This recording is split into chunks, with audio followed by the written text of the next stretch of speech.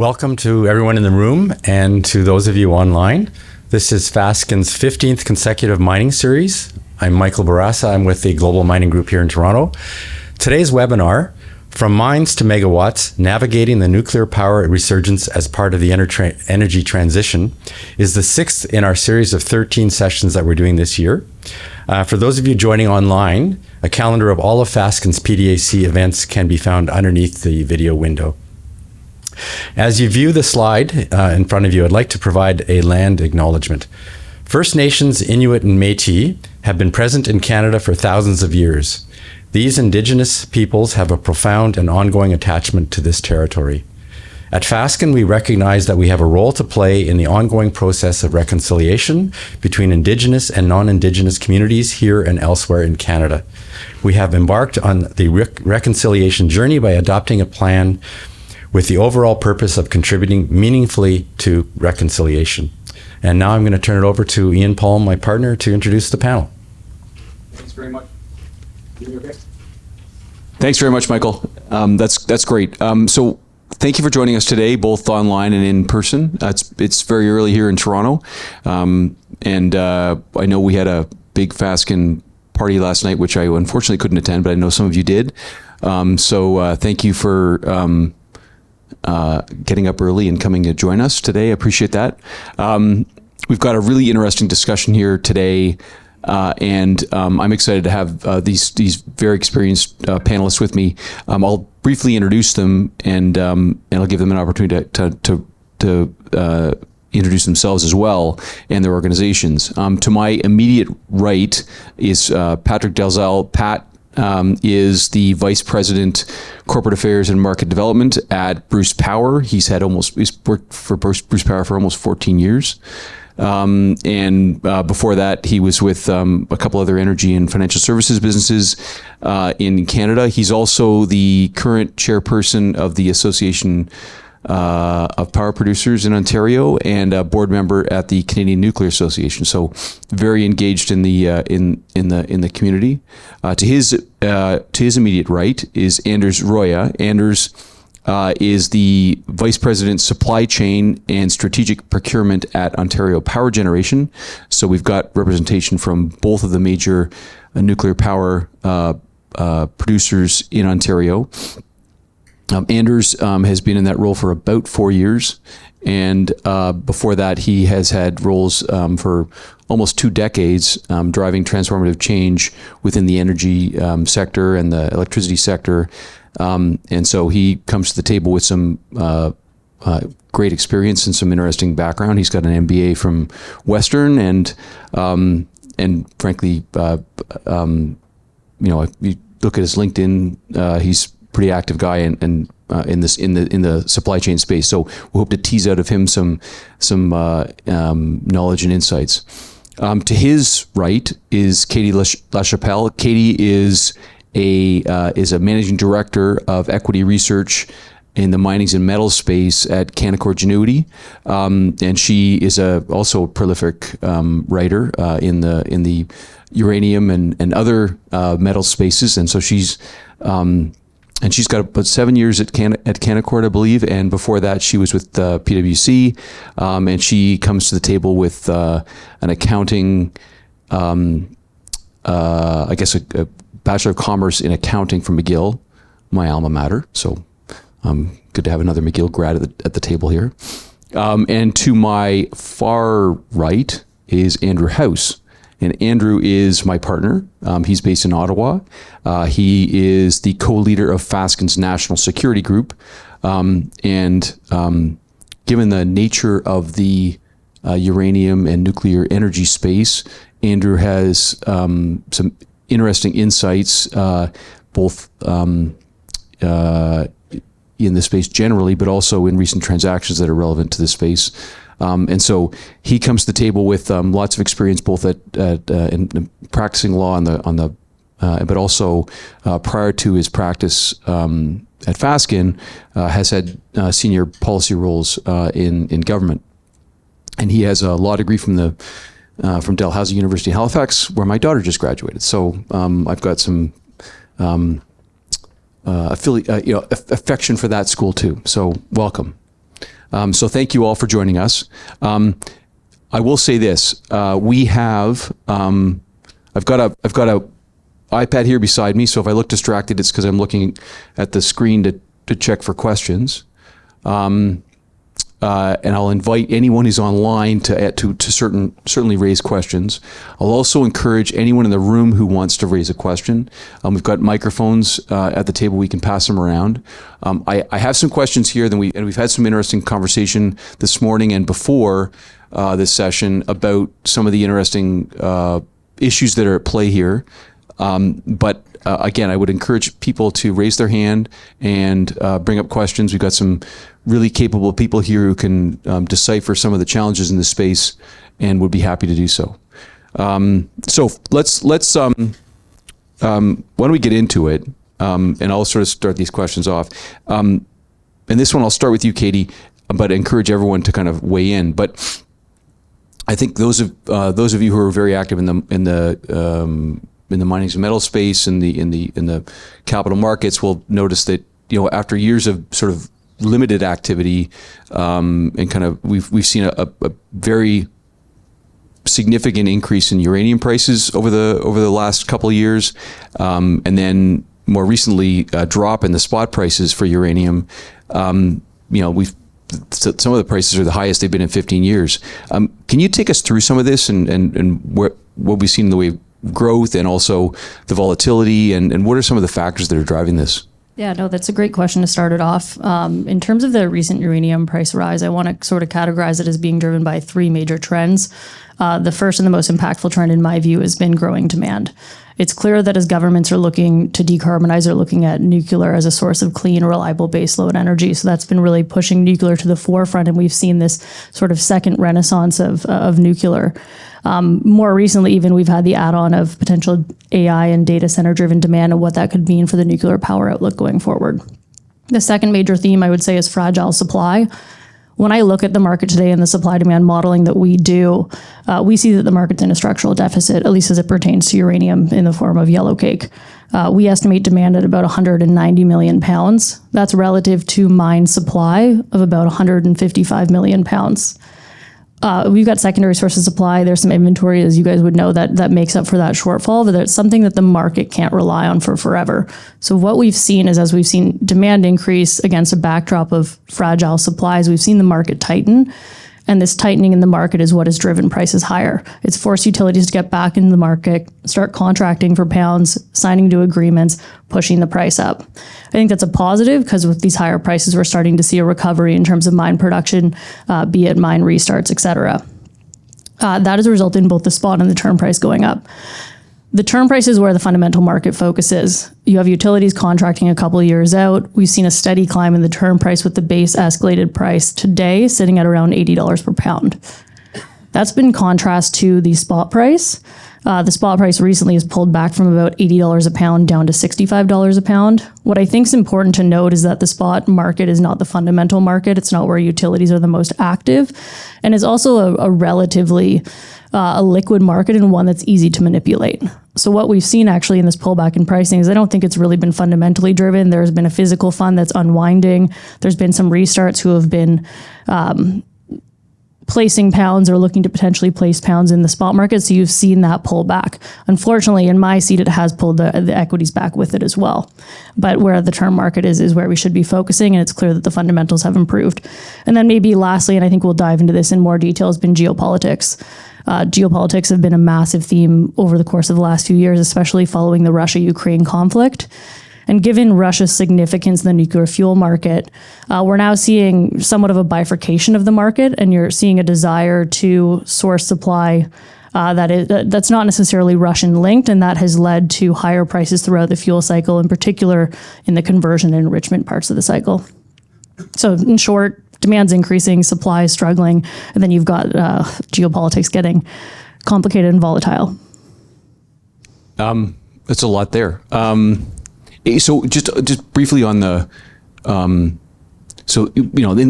said that, even the spot prices are still up compared to what they were 4 or 5 years ago. Yeah, when I started covering the sector, I think the spot price was $23. Okay. A couple of years ago, and at that point, it's not an economic price for miners. They're obviously contracting in the term price, which at that point in time was a bit higher, but yeah, you saw a significant period of underinvestment due to low spot prices. Okay, and we can get into this a little later, but that the increases has resulted in more activity in the mining space and more exploration and mining restarts and some of the other activity. We can kind of get into some of the other examples. Okay, so without knowledge, so a layperson would say, "Oh my gosh, that's scary." We got two of the biggest users of the uranium fuel in the world here at the table. So Pat, here's a question for you. Obviously the nuclear fuel supply is important to OPG and Bruce Power. Can you give us a sense of how closely you watch uranium prices and to what degree do price increases impact your planning? How are you mitigating against the future? I mean, what's the impact to, like, we sit here in Ontario, like we're here in Toronto, and what more than half of the electricity generated in Ontario that's heat in this room, that's lighting these lights, comes from the power you two generate. Should we be concerned as Ontarians about the cost of the uranium? Right.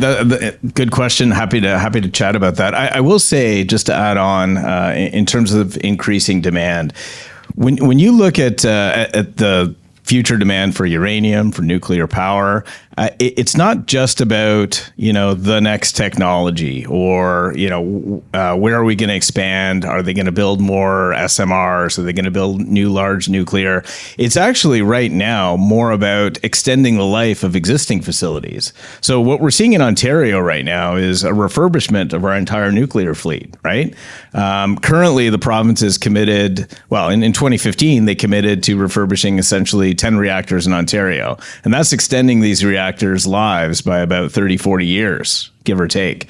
The same thing is happening in the States and around the world, where they're now looking at, instead of shutting plants down, extending their lives. Whether it's for meeting demand for electrification, meeting demand for, increased AI, there is an increasing demand. You're going to need to build new infrastructure and commit to new sources of energy. And nuclear happens to be one of the most reliable and affordable sources of energy, of electricity globally. So that's what you're seeing right now, is a life extension, taking units that were slated to be shut down right now and extending their lives for years. And this is happening in the States in the deregulated markets as well, where they're realizing, what? We can't just let these things try to compete in these deregulated markets. We got to find a way to keep them going because they are essential components to our grid. Now, with that in mind, you asked specifically about how closely do we watch the price of uranium when we look at planning our facility. And again, we're extending our facility's life out to 2064 and beyond. 2064 is actually when our contract ends, our lease agreement with the province. Having said that, we fully intend to operate the site well beyond that period of time. And when we look at the price of uranium, I kind of look at it at two sides of the coin here. We do, in fact, lock in our supply of uranium with our partners at Cameco, and we make sure that we lock in a price that helps the ratepayer. Because at the end of the day, one of the biggest concerns that we have is making sure that the price and affordability of electricity for the ratepayer is protected. We got to make sure we're managing every penny when it comes to protecting the ratepayer. So we do lock in our supply of uranium. We lock in a price over the long term. Having said that, the price for nuclear power in Ontario right now, between ourselves and OPG, is roughly just over 10 cents a kilowatt hour. Of the 10 cents, the price of uranium adds up to about 0.4 of a cent, right? So it's fairly small relative to the overall cost of nuclear power. So, while we do hedge it, we do protect it, it's not the driving force at the end of the day that determines the price for power. What it comes down to is operations and maintenance, and obviously the construction costs. Sure. Look, that's great. That's great. So in other words, we shouldn't be too concerned. Unlike the oil and gas sector, the input cost related to uranium is relatively low. But thank you for explaining the increase in demand from another perspective from what Katie outlined. That's great. Anyone else want to weigh in on that question, or No, but I love that you. No, but I meant love that you mentioned that it's such a small component, because it's a question I get from a lot of investors on the buy side is, well, at what point are uranium prices too high for utilities? And we always try to emphasize the fact that it's not necessarily about the price. I mean, you obviously don't want to be paying $300 a pound, but that it's about the security supply and ensuring that you have it. Okay, that's great. I think that's an important perspective. Okay, next question, or next sort of theme.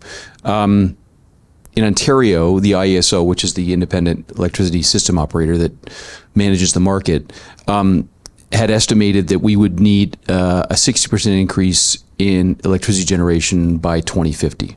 And this is consistent with the theme that Katie was putting forward. But then last fall, the IESO came out and revised their estimate and increased it to 75%. And so, in other words, we got to almost double the size of our grid and our generation capacity in the next 25 years. So, Andarz, what's changed in Canada and beyond to give rise to this demand and the renewed interest in nuclear energy?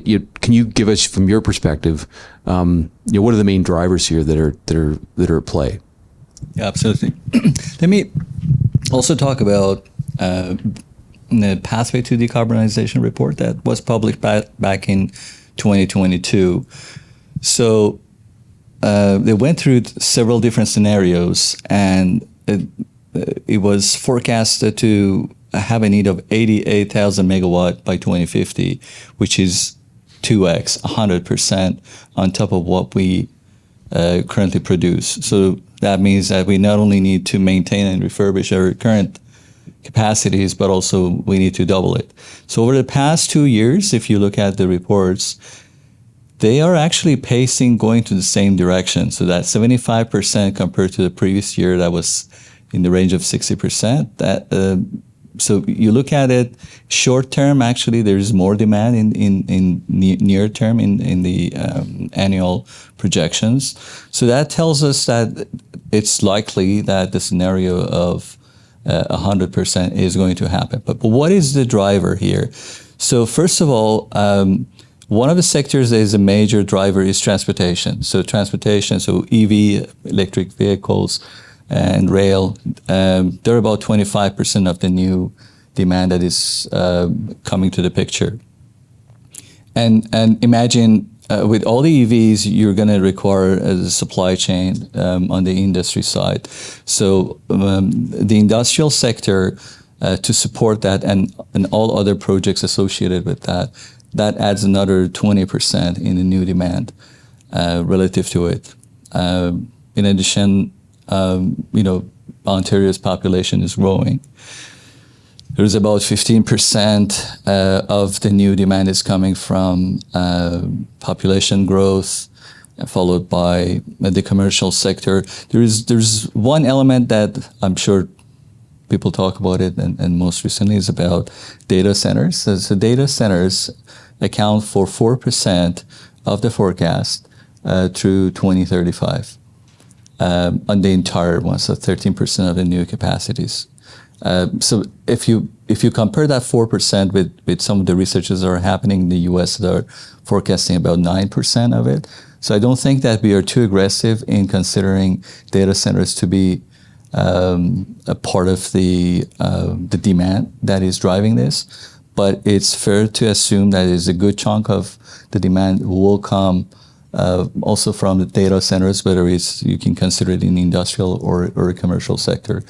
So those are the main drivers related to the demand in Ontario that comes in the picture, if you want to add. Yeah, and it's interesting because when the Pathways to Decarbonization report came out that you mentioned, everybody was shocked, like, oh, we're going to need more electricity. It's almost disappointing that it took this long for us to realize that we had to build new stuff.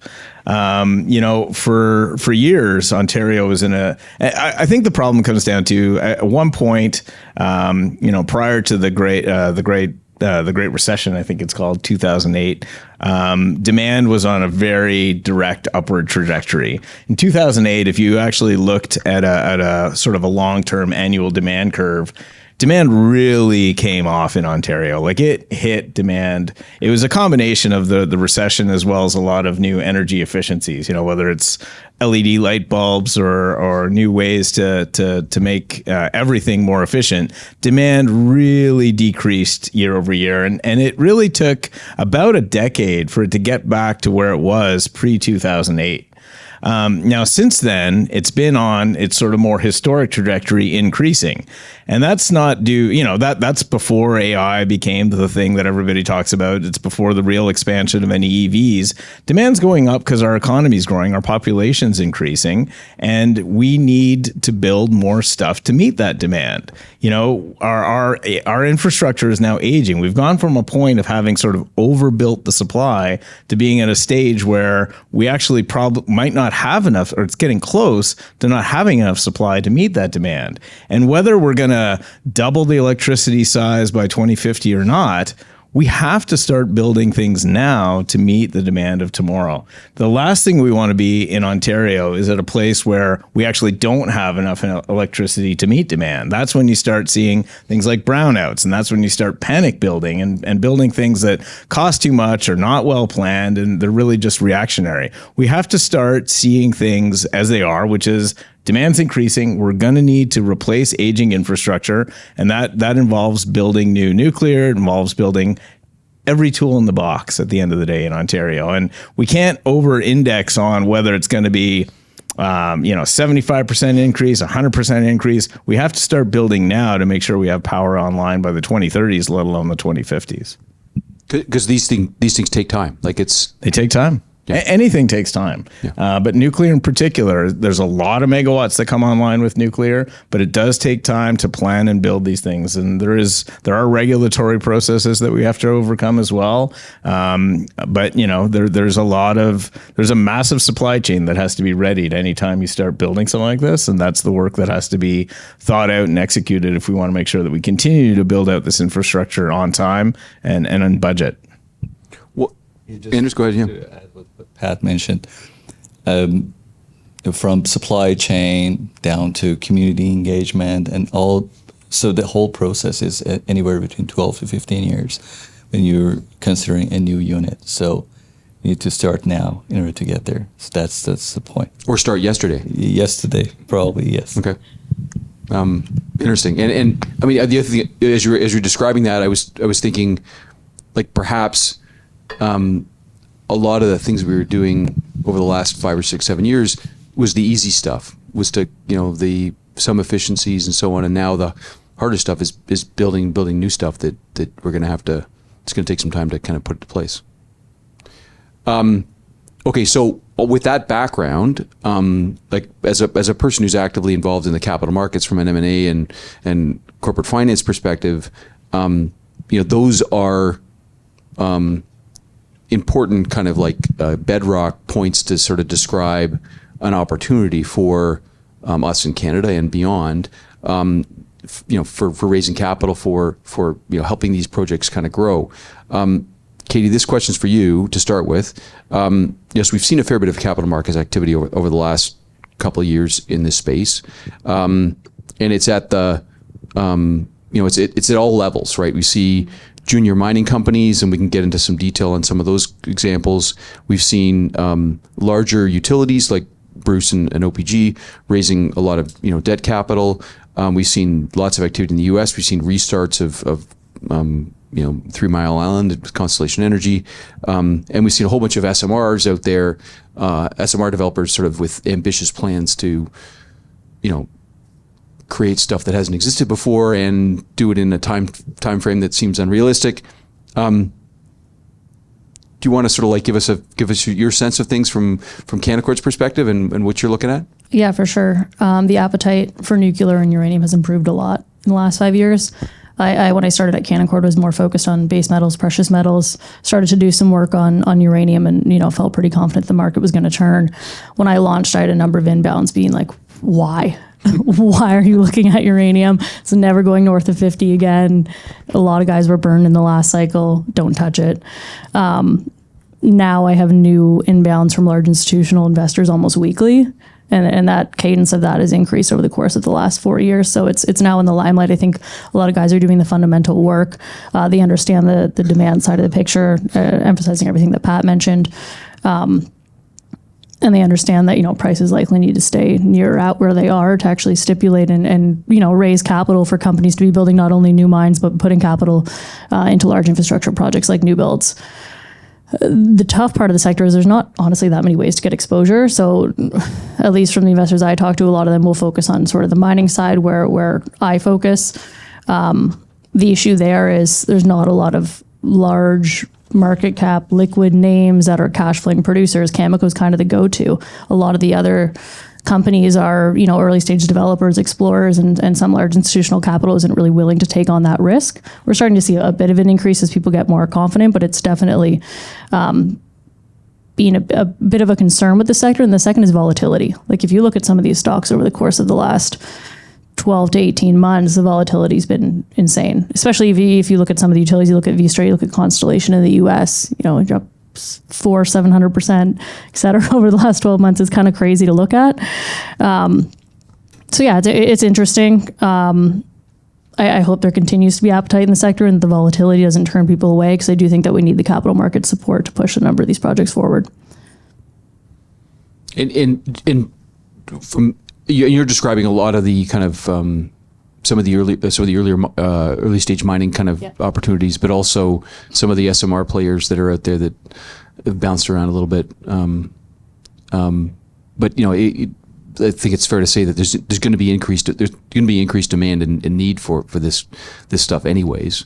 It's just a question of who's going to be the successful players in some of this stuff, and who's going to fund it.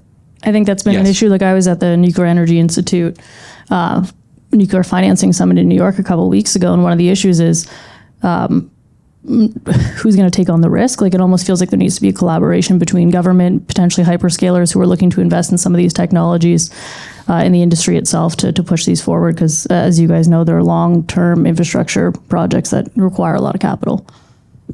And the private sector, like it's going to be a collaboration, right, between government and private sector.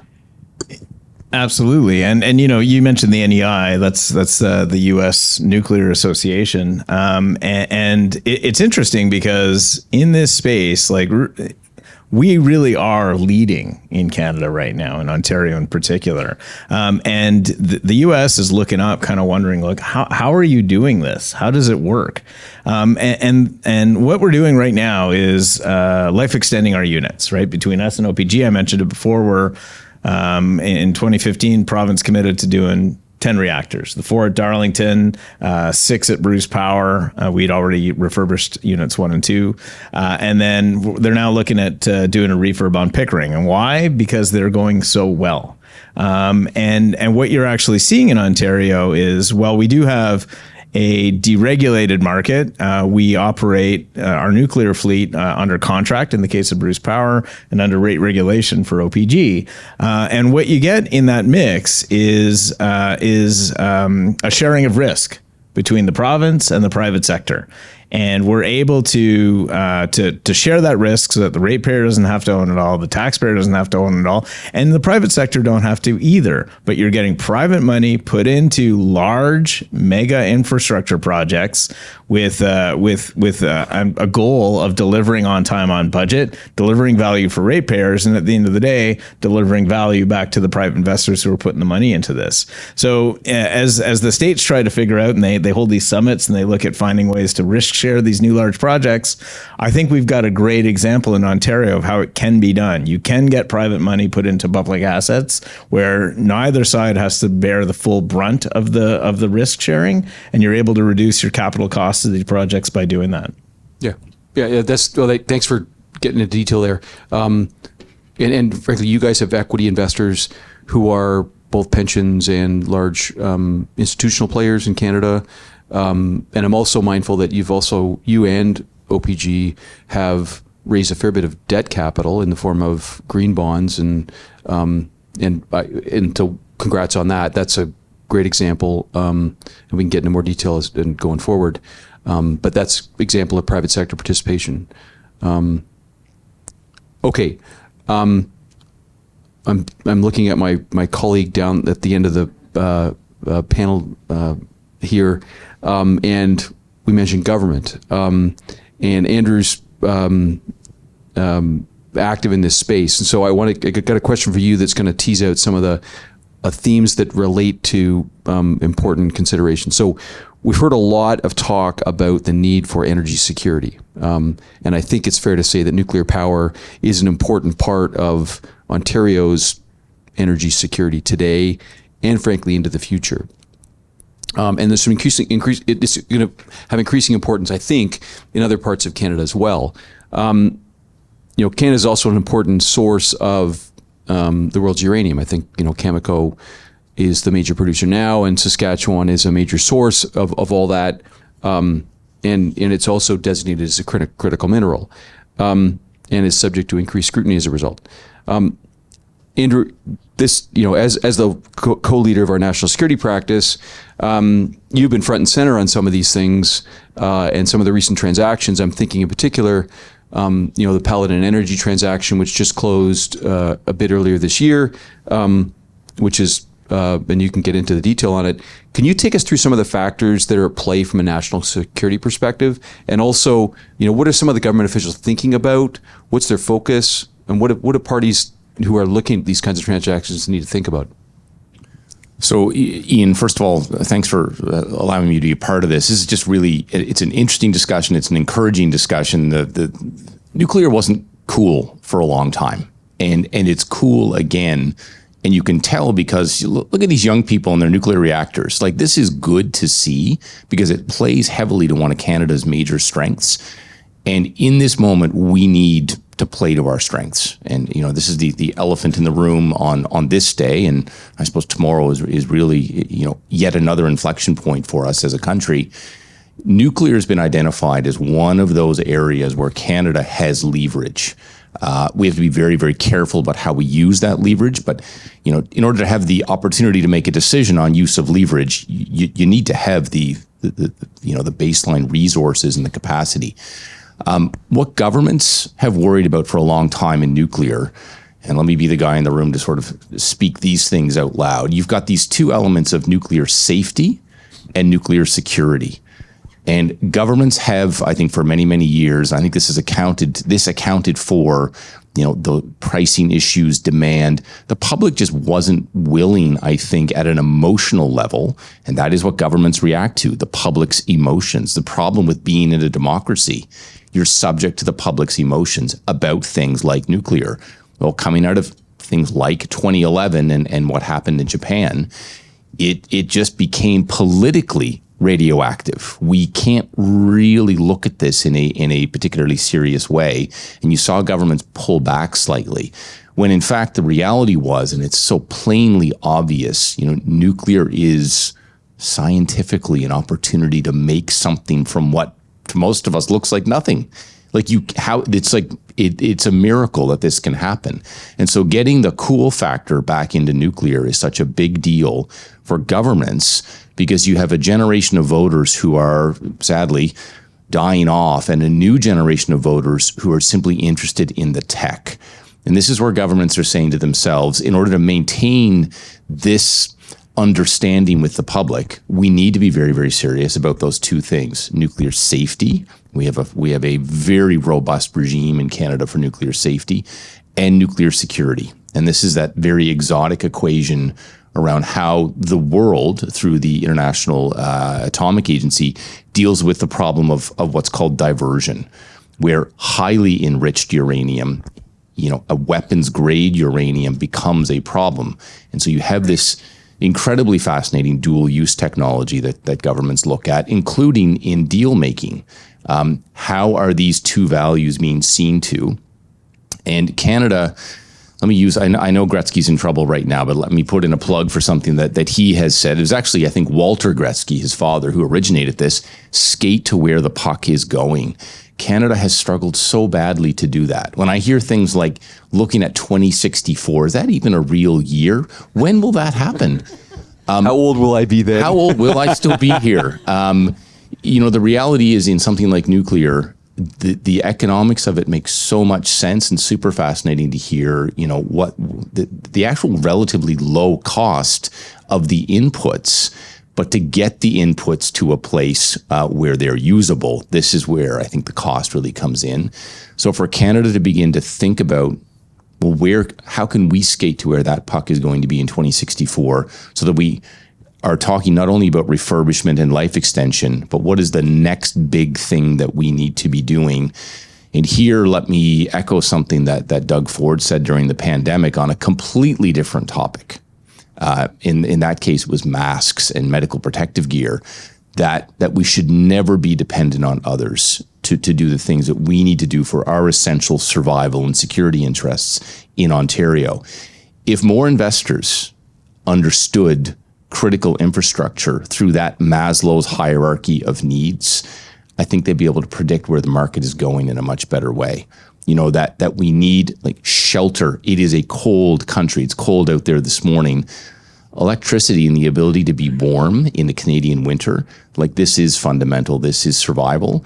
And if you think about power generation in that context, that's where the puck is going. And I think it gives governments a much clearer sense of what they might consider investing in. And you mentioned you think nuclear is cool again. Well, first of all, I think it was always cool. And I think what you mean to say is nuclear's got Riz. And if any of you wonder what that means, just ask a teenager and they will cringe immediately. That's, yeah. The fact that a VP at your company can speak to what Riz is, this just tells you how cool nuclear has become. So we settled one thing today. Nuclear is cool again. That's awesome. Thank you. Or it's got Riz. I will admit that I did tour the McMaster research reactor last week, and which is the only one of two big significant research reactors in Canada, and there's a lot of enthusiasm there, and there's a lot of excited students in the space. So anyway, there's more evidence that it's cool. So that's a great background to a lot of stuff that it's relevant from government's perspective. But Andrew, you were also involved in, so there's a recent transaction that got completed. Paladin Energy, which is a Australian-based uranium developer, acquired fission uranium, and we had the good fortune to work with Paladin on that transaction. But there were a bunch of twists and turns, and some of them were national security focused, and we've talked a little bit about the need for capital in the space. And there's a couple of interesting themes that are kind of butting heads here. One is capital coming from places that we may not be all that excited about, but the need for capital, and also the national security considerations. So I don't know whether Katie wants to speak to it or Andrew, maybe both of you, maybe you can have a little debate. We had two companies that wanted to combine. They both had significant Chinese investors, and you were part of the team that kind of had to have a conversation with the authorities and also advise our client on what to do. Do you want to sort of take us through some of the thinking there and what governments are thinking about? Yeah, happy to do that. I mean, this is both a major success and I think a point of life trauma for many of us who were involved in this deal. This was not a foregone conclusion. In many ways, because nuclear is cool again, and because this is a necessary thing, and by that I mean the infusion of capital, it should have been a foregone conclusion. I went back through the press clippings this morning to just remind myself of what was the discussion through this deal, and it really is. It was quite a dramatic unfolding of ups and downs, whereby you had a deal that looked really good, and then went into this sort of extreme valley of regulatory scrutiny for the reasons I've mentioned, nuclear safety and security. And just for background, so for everyone's benefit here, like both these companies had significant uranium deposits that they were looking to exploit in northern Saskatchewan, and is that fair to say? So Paladin, their main project is called Langer Heinrich. It's in Namibia, and they actually just restarted that asset, so they're ramping it up. They do have a project called Michelin in Canada, but they're looking to acquire Fission's PLS project, or Triple R, which is, I would argue, one of the top 3 development projects in Canada in the Athabasca Basin. Okay. And so the broad theme being there's interest in uranium, prices are rising, people looking to restart mines or open new ones. And so that's the backdrop for how this transaction came to play. So now they sign a deal, they announce it, and then Andrew, back to you. I interrupted you, but I want to give context for people to understand what the background was. And the context really matters here. You have Paladin involved in a JV with a Chinese state-owned enterprise in Africa, and only at 25% versus 75% for Paladin. And then you have this opportunity to dilute Chinese state ownership in the Fission project, bringing it down from 12 to about 2.3%. Interestingly, the government of Canada looked at this and they heard the things that they know the public hears, which is Chinese state-owned enterprise, nuclear, and the trains just stopped right there. What should have sort of been a more clear path became not a clear path. The transaction entered into a national security review. One of the things that investors complain about so bitterly in the national security review process is its length, up to 200 days. That is a very, very long time for investors to maintain faith. It offers incredible opportunities for the arbitrage industry, for short selling, for mischief in the marketplace, and it's incredibly painful. And so one of the things that you need to be able to do in the new cool nuclear industry is also be very, very cool in your temperature emotionally. And thankfully the parties here played it cool. They were able to just keep steady hands and steady temperatures. And Katie, maybe I'll defer to you on what that looked like from the marketplace. It was volatile. We're glad the deal got done, but the reality is it did take a while. And during that time period, Paladin did have some ramp-up issues at its asset in Namibia, including a pretty significant downgrade of their production expectations, which they've now mitigated those issues. But it was an all-stock deal. So you saw the Fission share price get impacted pretty considerably. So it ended up actually being... let's say we're glad it got done, but the shareholders probably didn't have it happen at the price that they wanted it to happen at, just given sort of the volatility around the deal actually getting executed and then being pulled down with some of the performance of Paladin itself at the same time. So the big challenge for Canada as it approaches these kinds of deals from a regulatory perspective is speed is one. Speed, of course, is a value that runs contrary to complexity. The government wants to have a very, very solid, strong, and defensible understanding of how a deal unfolds. But mitigation is the other issue. And you see in the media coverage around this deal, the very significant mitigative steps that have occurred, including you've got something that's structural to the deal, which is the dilution of state ownership in Fission. You have the reduction of an offtake from life of mine down to 3 years, and then you have items like the composition of boards, like highly invasive movements by the government of Canada to underscore and support that nuclear safety and nuclear security value. But the deal did get done.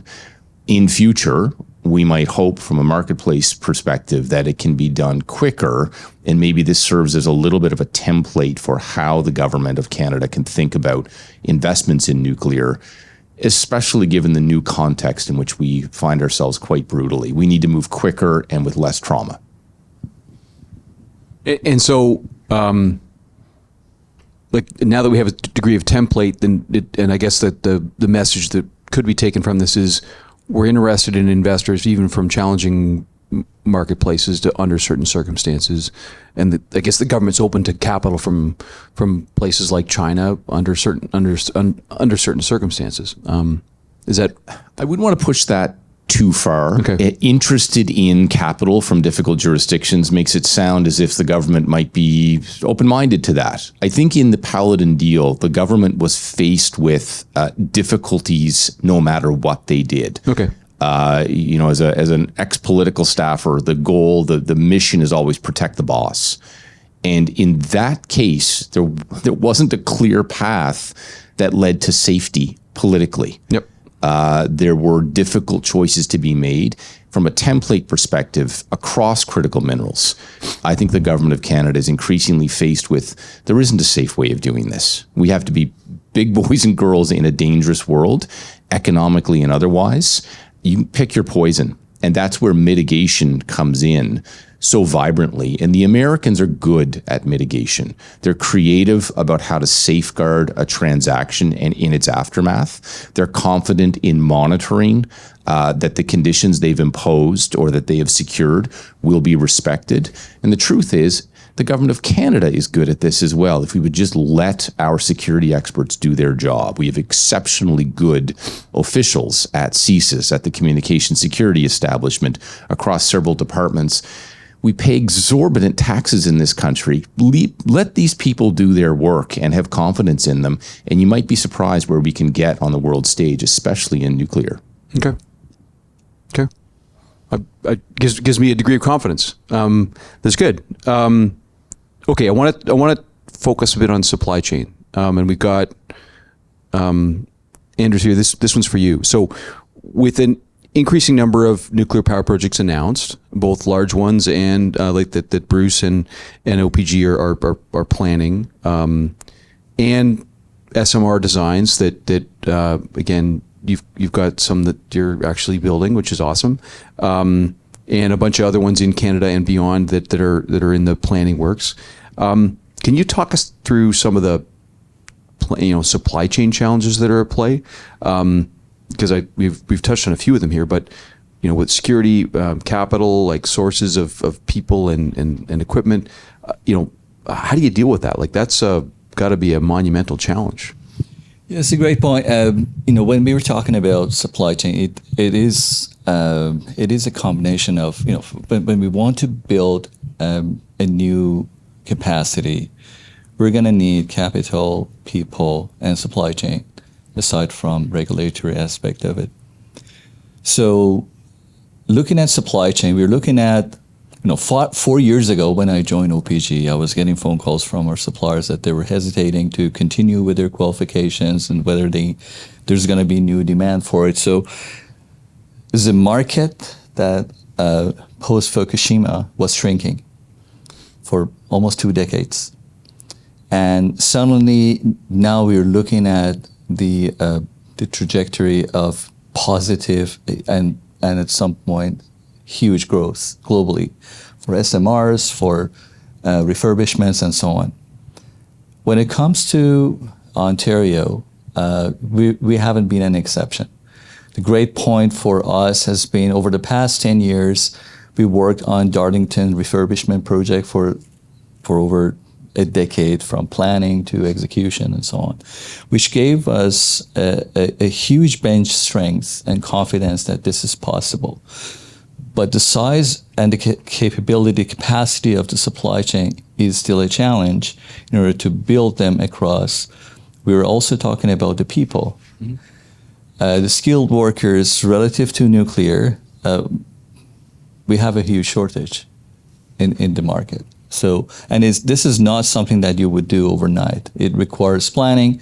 It requires over a decade, starting from universities to invest, train, and so on, and until they get to a point, from trades to engineers and so on. We have been actively working with our supplier partners who have been partnered with us during Darlington project and now for Darlington new nuclear SMR and also for Pickering. We are all working on it as an industry.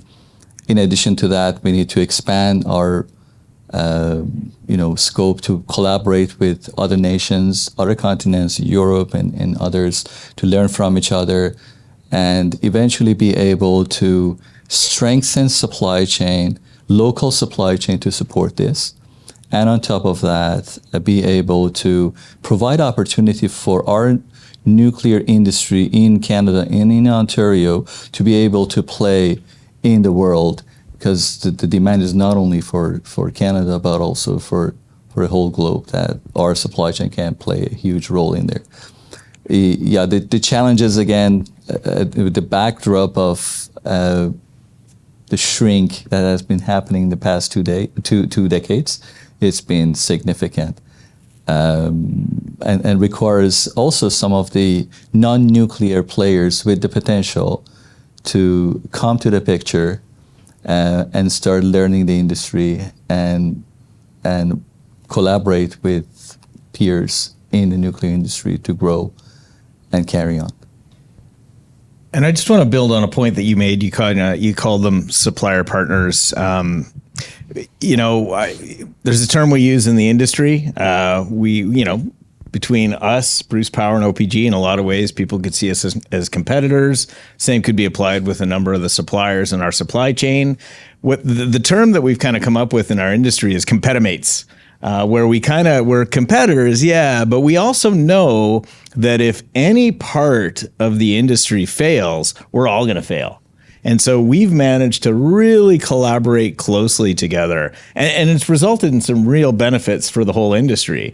When I look back on the refurbs of units 1 and 2, that helped enable the coal phase out in Ontario, great we got them done, but they were challenging. They didn't go all that well in terms of schedule, in terms of budget. And as the province looked at making the commitment, I talked to before about the refurbishing of 10 reactors in Ontario, the province committed to that on the condition that we continue to collaborate with OPG, pass on the lessons learned that we had from units 1 and 2, which again didn't go so well. And we worked very closely with OPG. We've worked with the supply chain. We gave the right market signals. We timed out our refurbs for each unit. We embedded people in each other's organizations so that, because we knew as OPG looked to refurbish Unit 2 at Darlington, we knew that if that didn't go well, the rest of the refurbs probably wouldn't go well either. And we'd lose the social license, political and policy support that we needed to keep doing the cool work we were doing. The RIS work that we were doing. And at the end of the day, it worked. And then as they learned their lessons from doing Unit 2, they passed them to us as we worked through Unit 6. And that's really how we've gotten through these refurbishments in Ontario. And that's what's created the opportunity and all the hype around nuclear. The reason nuclear is cool again really comes down to the fact that we've worked so closely as competimates, as a whole industry, with our supply chain, sending the right market signals, making sure that it got recapitalized properly and that the supply chain knew what they had to do. They had a long-term view. They had a lot of good jobs. They could send the signals to the people to go get the education, join this industry because there's lots of opportunity. And that's how we've made a real go of it. And that's why the opportunity exists right now for nuclear in Ontario and beyond.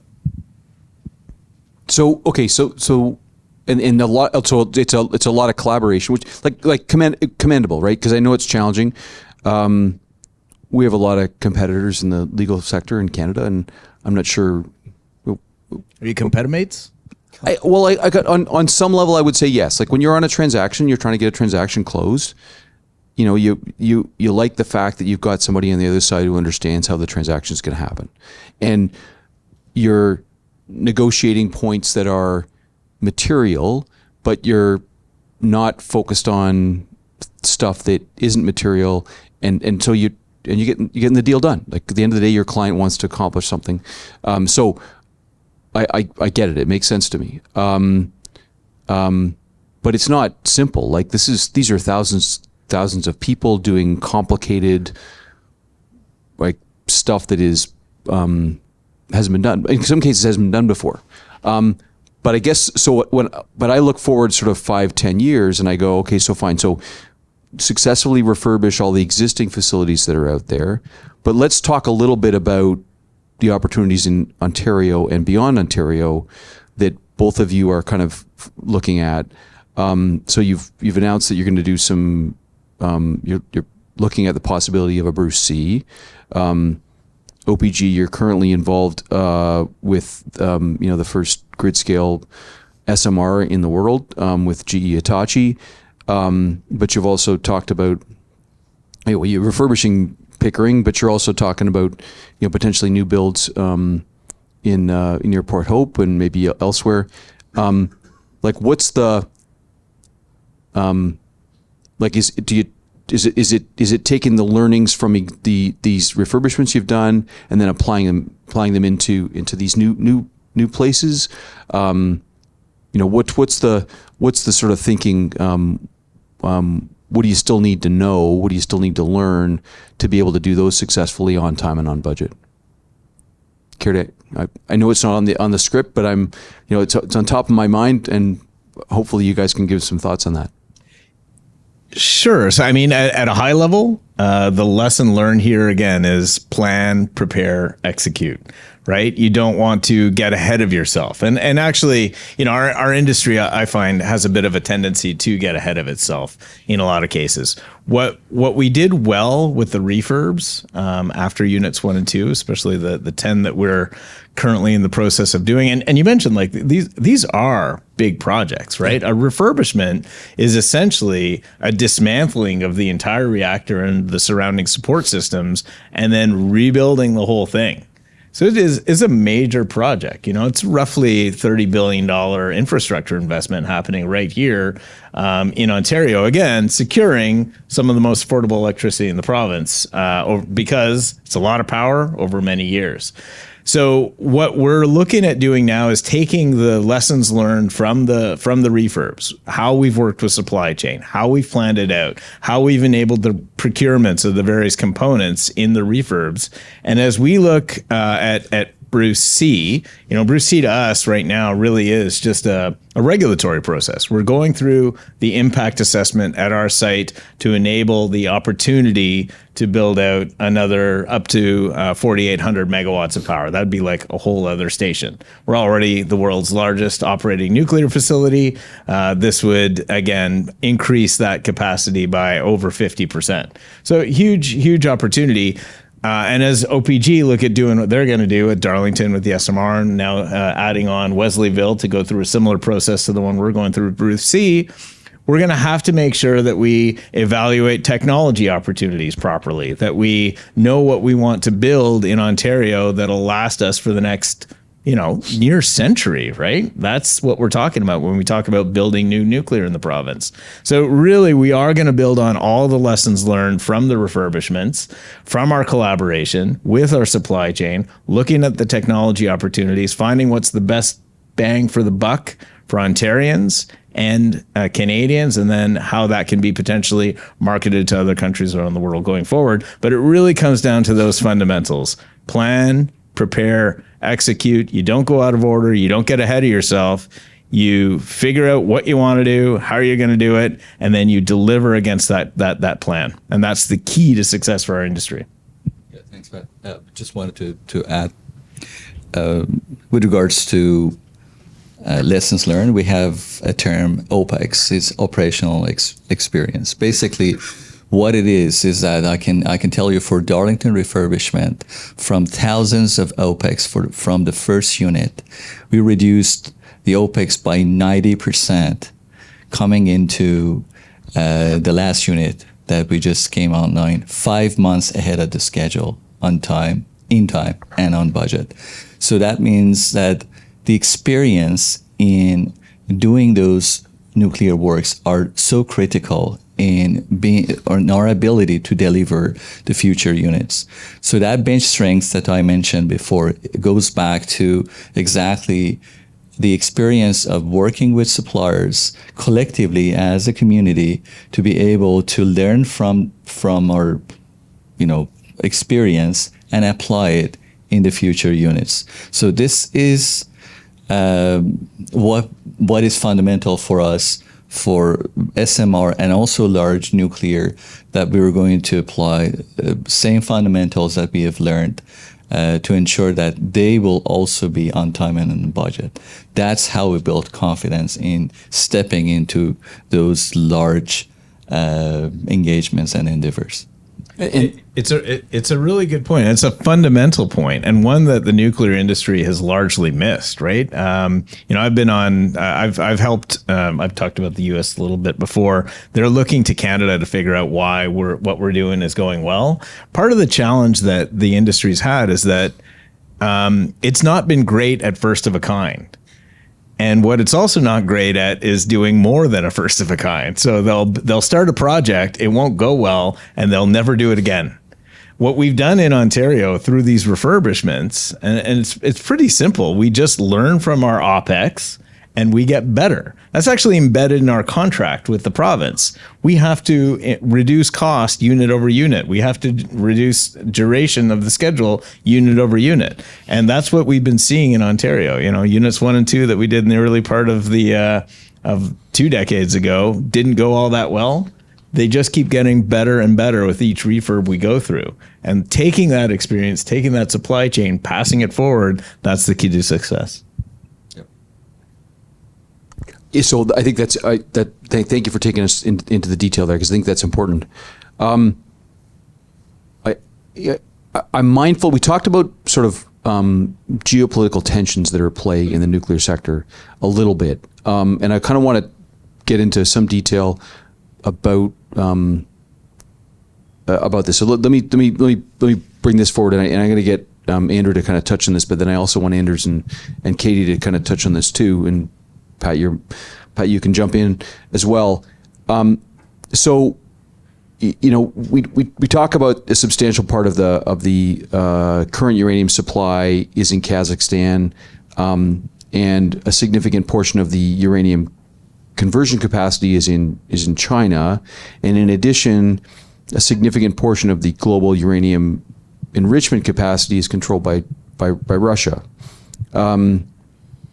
Nuclear is global. Like it's a global sector, and so we need to deal with different parts of the world. And we've talked a little bit about the fact that some parts of the world aren't that friendly right now.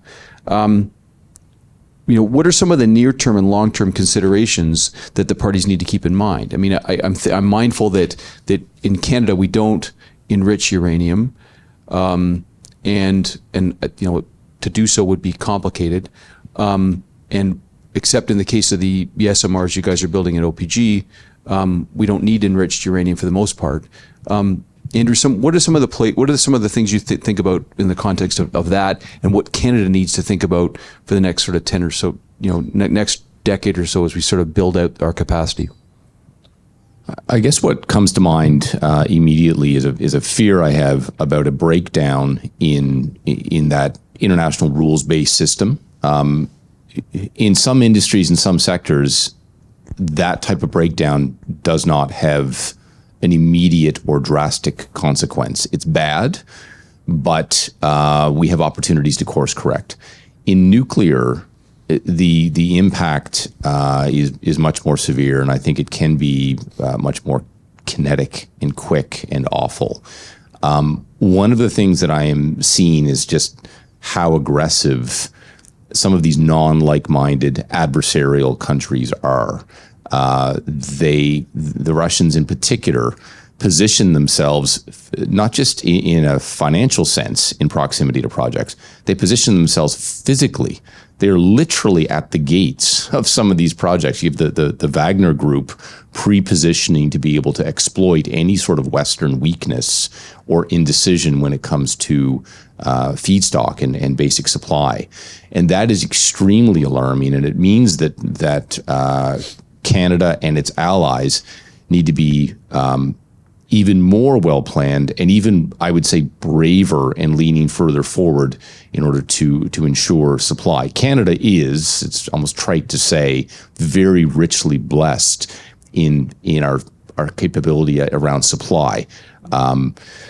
Refinement is an issue, and I don't know what the answer to that is. I'm really curious to hear about what those possibilities are, either domestically or in cooperation with allies. But realizing the dangers that are out there, I think, are top of mind. A lot of the jurisdictions internationally that have supply do not have rule of law traditions in a way that we would hope. And when I say that, I mean that the possibilities around use it or lose it, expropriation, these are real nightmare scenarios, especially when you have people very much willing to fill that vacuum who are not Canada's allies. I'll finish with the question around who are Canada's allies. And this is such a fluid issue right now, this morning, this week. We have to, I think, be very judicious about which friends we're choosing, and maybe at a deeper level, stop relying completely on friends and be ready to, in an increasing way, go it alone, or at least be ready to be, it's a word that's in far overuse right now, much more transactional about how we choose our friends in the international community, and less trusting that things will always be a certain way. Clearly, that's not true anymore.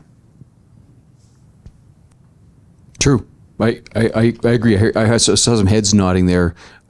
Katie, you want to comment on some of what Andrew had to say there? Yeah, it's been interesting. Geopolitics have been a massive part of the market, and I think the market, I don't know if we recognized how entangled it got, but there's large players. Like you spoke about Russia. Russia is circa 25% of global conversion capacity, around 40% of global enrichment capacity. It's really challenging for some players, let's say some U.S. utilities in particular, who are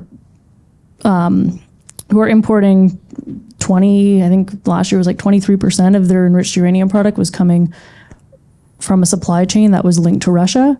And yet you have the United States in August formally signing into law the Russian import ban. So now you're seeing this bifurcation of the market into the East and the West, with a number of Western parties being led by, the United States and Europe trying to look at building their own domestic capacities of conversion and enrichment. And I think you guys could probably even speak to this better than I could, but sometimes that takes years to do. It is a large capital intensive infrastructure project. So the questions I think the challenges are twofold. It's one, geopolitical uncertainty. Is Russia going to continue to be a bad player? Is the U.S. going to continue to hold on that import ban? Or at some point, is Russia potentially, is that material going to be available again? And I think that uncertainty is causing some uncertainty for some of the U.S. utilities as they think about procurement going forward. And then number two is funding. If we are cutting off from the current supply chain we have, who is going to be funding these projects? I think if you are someone who's looking to expand conversion and enrichment, you want to make sure that you either have government support or you have a strong contract book that's going to, warrant you putting that capital in. One example I can think of is Cameco through the Westinghouse segment. Westinghouse has been looking at the possibility of starting the Springfields facility, which is a conversion facility in the UK. And time again, they've said we're not yet seeing the demand in the term market to make that decision. And the longer that demand, they're not seeing it, the longer it pushes out that restart, and that conversion capacity, I think, is much needed by the Western market. Yeah, Andarz, thank you. That's good context. But Andarz, you're living and breathing this because you got to think about supply of enriched uranium for your SMR in Darlington. Yeah. So I just wanted to add to what Katie and Andrew just mentioned, and we'll address that as well. So after the conflict of Russia and Ukraine, it truly exposed the areas of supply chain that the West was fully depending on the East. And these are the technologies that had been existing. Some of those facilities, like ConverDyn for conversion, had been mothballed because there were enough capacities in the market, so you didn't need to operate. So as of last year, started to produce and provide those services. Same as enrichment. So yeah, for our units, we have already secured our future needs through early 2030s. But the point is that sometimes these conflicts provide opportunity for us to rethink and re-strategize as to where are the soft spots that we need to address short, medium, and long term.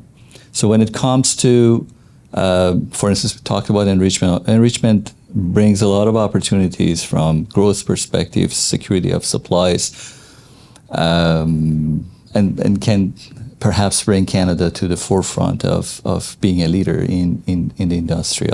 In the meantime, it's capital intensive.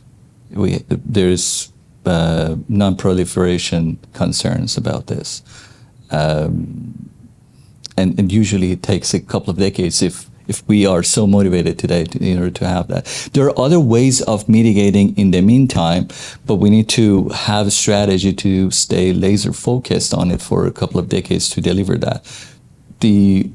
Just to let you know, over 30 countries are operating nuclear plants that require enriched uranium in the world. And only 10 countries have the technology of enrichment. So that means that there are ways of mitigating it, but Canada is uniquely positioned because we have the livestock, we have the uranium, we have basically the entire supply chain except that piece. So if we have that, that provides a unique capability to Canada, which I'm not saying that we are only depending on that strategy, but it is something that in the long run is going to pay off. But we're going to need to have the critical mass on the demand side to be able to justify it. So that requires more SMRs, which SMR evidently is going to be a solution for Canada because of the geography and the pattern of population across Canada, how those powers can support the communities. That means that we need to strategically think about that as a country. And consider whether we're going to invest that capital to and set up that infrastructure and have the necessary customers to support that. Yes, absolutely. Any investors that even in outside of Canada, when they want to step into this, they need to ensure that the investment is going to be secure. If suddenly geopolitical aspects of things change and market gets flooded by enrichment and conversion capacities from the east, no one is interested to invest. So there has to be some sort of certainty for investors to be able to create that, get out of this catch-22 cycle of there's no demand, there's no supply, create the demand, create the supply, and so on. Okay. Thank you. So I'm watching the little trend here. There's a question online that I wanted to kind of tease into the conversation here. So we've been talking a fair bit about Ontario and frankly the great success that you've demonstrated here, and frankly the uranium mining experience Canadians have in particularly in Saskatchewan. Can you guys comment a little bit? Maybe Peter, this is something you can start with. Is some of the trends outside of Canada, like is it consistent, or are you seeing similar kinds of trends outside of Canada in the nuclear space that are consistent with this, or enthusiasm that extends into other jurisdictions? I'd say the simple answer is yes. I think what you're seeing, I think this actually touches on very much what Pat was saying at the start of this conversation, is the extensions of reactors, the restarts of reactors. That's not just a Canada story. It's happening in Japan. You're seeing China's building, I think they've got 30 reactors under construction today, looking to double and eventually exceed the United States in terms of their installed capacity. You're seeing a number of countries in Europe and Eastern Europe look to expand their capacities. You're looking in the United States, they're looking at, okay, what does it look like to, build gigawatt scale reactors again, look at AP1000s, not just SMRs, not microreactors, et cetera. So I think it's very much a global trend. Okay. Thank you. We've got a few minutes left, I think. Not sure timing wise. Got a question over here. This gentleman.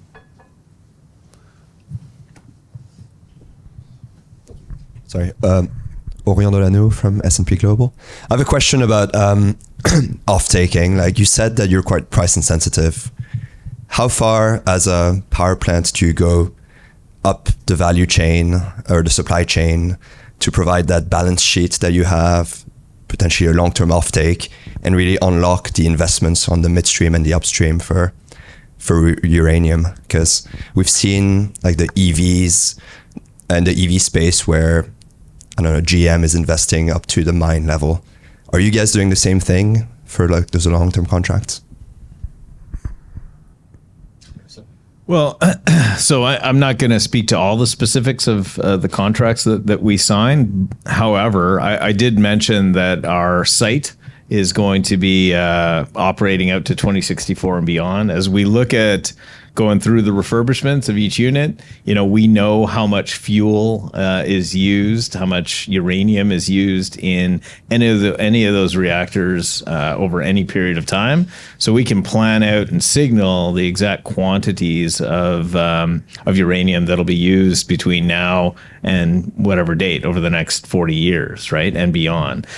So in terms of the signal that's sent and the relative pricing of it, I think that's fairly known to any uranium company that would be looking at it, right, in terms of future demand. And that's the key to success from this industry's perspective, right, is policy stability. As long as we have the policy and the commitment from various governments in place to keep operating, we're able to operate and operate efficiently.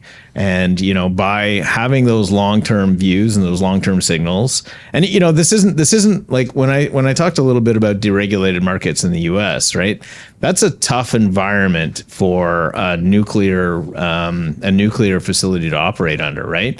We don't want to get dispatched based on the marginal price of electricity at any given moment. We can't operate on a couple of year capacity agreement with a system operator.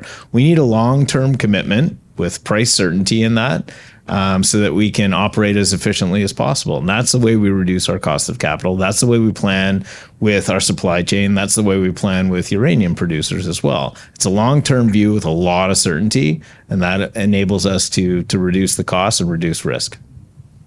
And at OPG, we basically manage from material through the service and all the value add through the fuel supply chain. So I won't be able to comment from procurement perspective, but I can tell you that we do have visibility to long term, and we do have strategies associated with that, which helps us to develop our procurement strategy associated with this, with all the parties from uranium U3O8 down to fabrication. Thank you. Does that address your question somewhat? Yeah, you didn't say much around your contracts, Okay. but that makes sense. Okay, we can invite conversation after the panel. We got Michael. Go ahead. Okay. So Andrew had raised before that before nuclear was cool. I guess the issues were security and safety. It was one of he raised as issues and risks. And if you talked about it already, I apologize. But what about waste? What are the long-term plans for waste? I know that's always been a concern that's been raised by people before. And when I guess for both OPG and Bruce, what are your thoughts? Sure. So happy to start. The nice thing about nuclear power is we've got a great story to tell when it comes to waste. However, we seem to tell it really badly because people always think that there's a waste problem. If you got all of the electricity you ever used in your lifetime from nuclear, the waste associated with that could basically fit in a Coke can, right? Nuclear is very energy dense and produces very little waste. We as an industry capture and track every bit of waste we ever produce.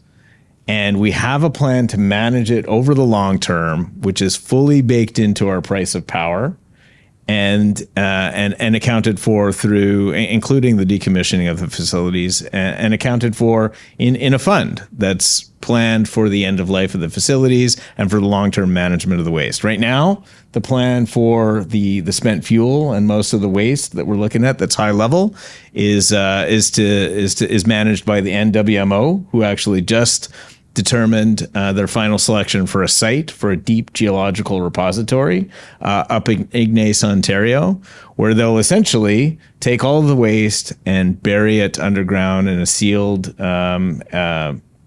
unit, a containment unit in geology that hasn't changed in millions of years.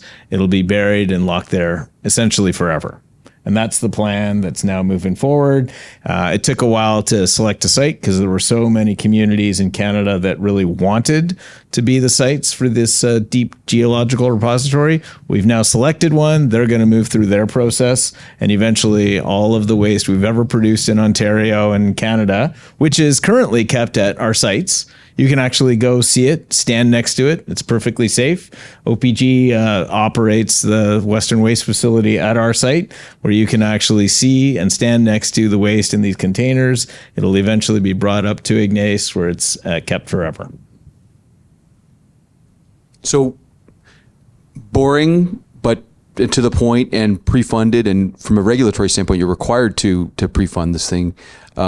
Yeah, like I agree. It needs to. The story needs to be told better. Like it's a good story. No other industry can actually say as much, right? Again, we've accounted for it, paid for it, planned for it. We're not shooting it out into the air or expecting somebody else to take care of whatever waste remains at the end of life of these facilities. We've got it all planned and ready to execute. And that differs from almost any other electricity generating type that you can look at. And so when folks say you've got a waste problem, I say, no, actually, we're the only industry out there that has a waste solution. Okay. I like that. I want to touch on, okay, one more question I'm going to just touch on as a theme for potential discussions in the future, and that is medical isotopes.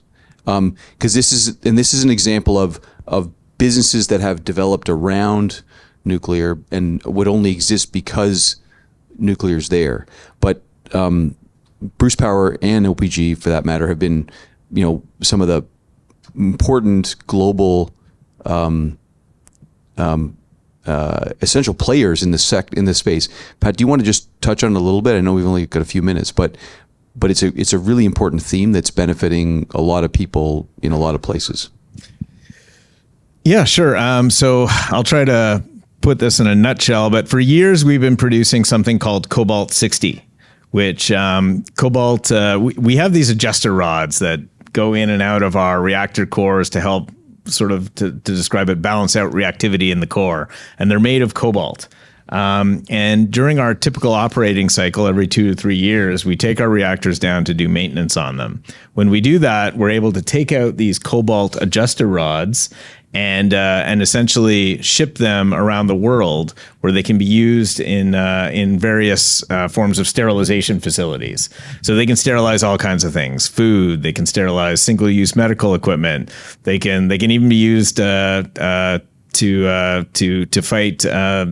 sterilize mosquitoes so that they can't spread the Zika virus. Like, there's all kinds of applications of this.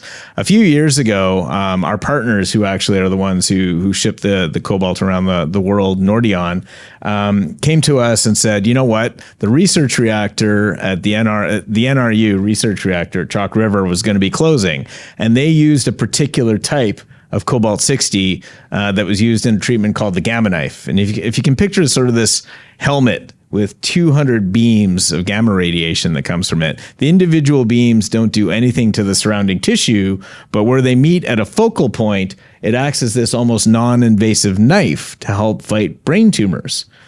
So we started working with our engineers to try to figure out a way to tweak our adjuster rods so that we could produce this high specific activity cobalt-60. In other words, the gamma knife, the brain tumor treatment cobalt-60. We managed to figure that out, and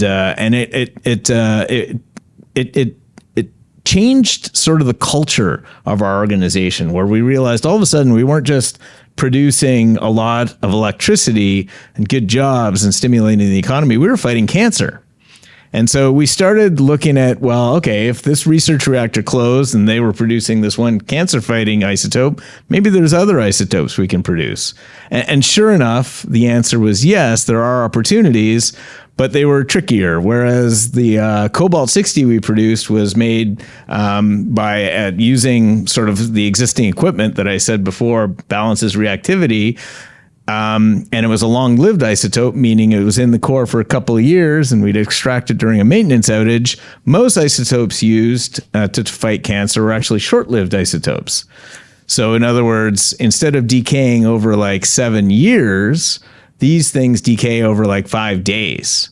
So we had to tweak our whole process, find a new way to create medical isotopes. And this is something that both Bruce Power and OPG have been working closely on, and in partnership with the Canadian Nuclear Isotope Council have been advocating for the opportunities here, leveraging existing infrastructure to produce medical isotopes to fight cancer. Now, both organizations are able to produce these short-lived isotopes. They get irradiated for a couple days. They get taken out of the core without taking the units down, and they get shipped around the world where they're used to fight cancer, different forms of cancer, and do different diagnostics on people's illnesses. So amazing opportunity to leverage existing infrastructure and benefit the worldwide healthcare system. I think it's a great thing. I think it's awesome, and I think it feels like early stages. There's going to be lots of other opportunities in using that infrastructure in a live, active unit that, frankly, you don't have to take down. You can put them in there and pull them out and then ship them. It's a fascinating opportunity. All right, I think we're at time here. I really appreciate everyone's attention, both online and personal. There's a question online about will this transcript be available? I think the plan is to put the recording online in the next few days, so you'll be able to access it that way. I want to thank all our panelists here. Pat, thank you. Andarz, thank you. Katie, thank you. Andrew, thank you. I really appreciate the broad-ranging discussion and the questions from the audience. Thank you. I will remind everyone that the next PDAC session that we're running is the long 16 years permitting in the 21st century. These projects take a long time in the nuclear space, in the mining space, the same deal. And so we're gonna touch on that with a really interesting panel that will be online and in person starting at 12:30 Eastern and in this room. So please, for those of you online, you can sign up for the upcoming session through the virtual calendar, which is on your screen, or by visiting the event page at fasken.com. Thank you again. For those of you in the room, you're welcome to have come up and chat with some of the panelists here, but I appreciate you taking the time today. So thank you. Thanks a lot.